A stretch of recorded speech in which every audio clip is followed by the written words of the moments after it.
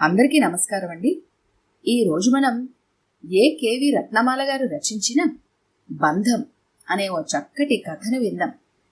ఇక కథలోకి వెళ్దాం. వాళ్ళు ఎల్లుండి వస్తారు. మధ్యవర్తి చేత కబురు పంపించారు. అన్నం కలుపుతూ అన్నాడు జగన్నాథం. ఆ మాట ఇంట్లో వాళ్ళంతా విన్నారు.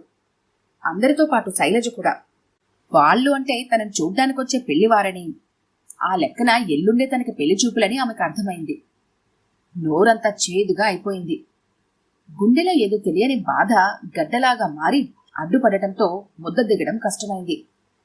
కాని హఠాత్తుగా కంచం ముందు నుంచి లేచి వెళ్లిపోతే ఇంట్లో అందరికీ అనుమానం వస్తుందని అతి కష్టం మీద తనని తాను అదుపు చేసుకుంది.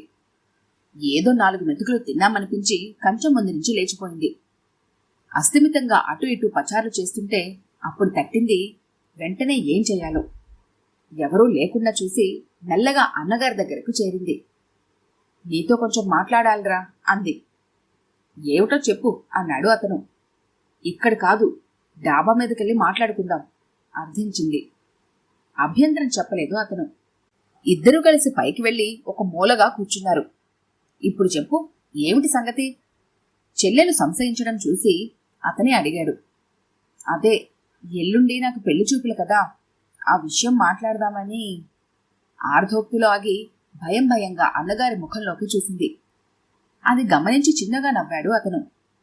ఈ పెళ్లి చూపులు నీకిష్టం లేదు అంతేగా అడిగాడు నవ్వుతూనే.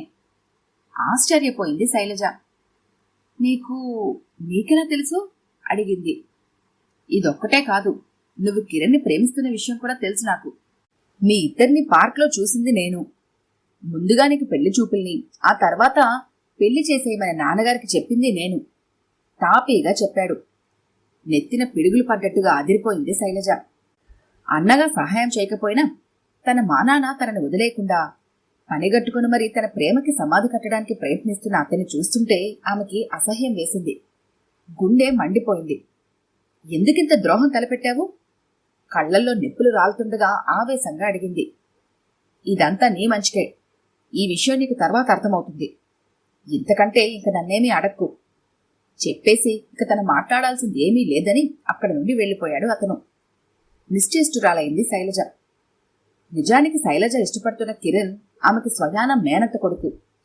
అయితే ఒకప్పుడు చెల్లెలు తను చూసిన సంబంధాన్ని కాదని తనకు నచ్చిన వాడిని పెళ్లి చేసుకుని వెళ్లిపోయి తమ కుటుంబాన్ని అప్రతిష్ట పాలు చేసిందని కారణంగా కిరణ్ తల్లి మీద ద్వేషం పెంచుకున్నాడు జగన్నాథం.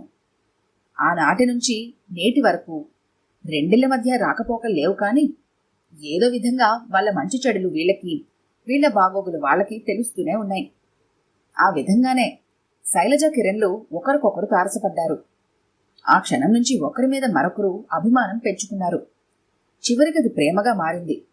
అందుకే కిరణ్ని తప్ప మరెవరిని పెళ్లి చేసుకోకూడదని నిశ్చయించుకుంది ఆమె.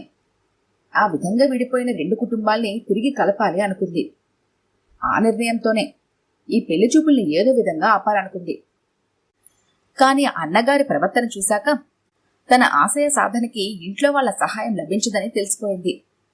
అందుకే బాగా ఆలోచించి తన సమస్యని కిరణ్ ముందు పెట్టాలని నిర్ణయించుకుంది. ఐడియా రావడమే ఆలస్యం. ఫ్రెండ్ ఇంటికని చెప్పి ఇంట్లోంచి బయటపడింది. కిరణ్కి ఫోన్ చేసి నీతో చాలా మాట్లాడాలి, అర్జెంటుగా పార్క్ వచ్చాయని చెప్పింది. చెప్పినట్టుగానే శైలజ వెళ్లేసరికి ఆమె కోసం పార్క్లో సిద్ధంగా ఉన్నాడు కిరణ్. ఏమిటి రమ్మన్నావు? ఇంట్లో ఏదైనా గొడవ జరిగిందా? ఆమె ముఖంలో కదులుతున్న ఆందోళన గమనించి కంగారుగా అడిగాడు. ఎల్లుండి నాకు పెళ్లి చూపులు జరగబోతున్నాయి నిస్సహాయంగా చెప్పింది. ఇంత హడావుడిగా ఏమిటి ఏర్పాటు? ఆరా తీశాడు. మా అన్నయ్యకి మన విషయం తెలిసిపోయింది. వాడే చేశాడిదంతా చెప్పింది. ఇప్పుడేం చేద్దాం? బేలగా మళ్ళీ తనే అడిగింది. వెంటనే వెళ్ళి ఏ గుళ్ళోనో పెళ్లి చేసుకుందాం క్షణం ఆలోచించి చెప్పాడు. కాని ఒక్క షరతు మళ్ళీ అతనే అన్నాడు. ఏమిటది? భృకుటి ముడేసి అడిగింది శైలజ. నువ్వు నా భార్యవైతే తర్వాత వాళ్ళకి కూతురు అన్న సంగతి మర్చిపోవాలి. ఆ ఇంటితో నీకున్న బంధాలన్నీ పూర్తిగా తెంచుకోవాలి. అప్పుడే మీ నాన్న మీద గెలుపు సాధించినట్టు అవుతుంది నాకు. ఏమంటావ్ అడిగాడు. అంటే నువ్వు నన్ను ప్రేమించింది, పెళ్లి చేసుకోవాలనుకుంటుంది ఇన్నాళ్ళు మా అమ్మని అవమానపాలు చేసిన మీ కుటుంబానికి గుణపాఠం చెప్పడానికే. అంచేత బాగా ఆలోచించుకొని ఏ విషయం చెప్పు అన్నాడు కిరణ్. శైలజకి అసలు విషయం అర్థమైంది. గాఢంగా నిట్టూర్చింది. ఇక ఇందులో ఆలోచించేందుకు ఏం లేదు, స్థిరంగా అంది. అంటే?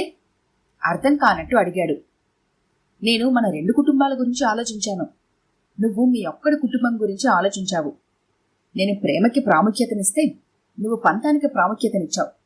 ఇవన్నీ ఒకెత్తైతే నన్ను నా వాళ్ళని మర్చిపోమని షరతు పెట్టావు చూడు, అదొక్కటి ఒక ఎత్తు. పెళ్ళైన ఆడది పసుపు కుంకాలకి, తాళి కట్టిన భర్తకి ప్రాముఖ్యతనిస్తే పెళ్లి కాని ఆడపిల్ల పుట్టింటి వైపే మొక్కుతుంది.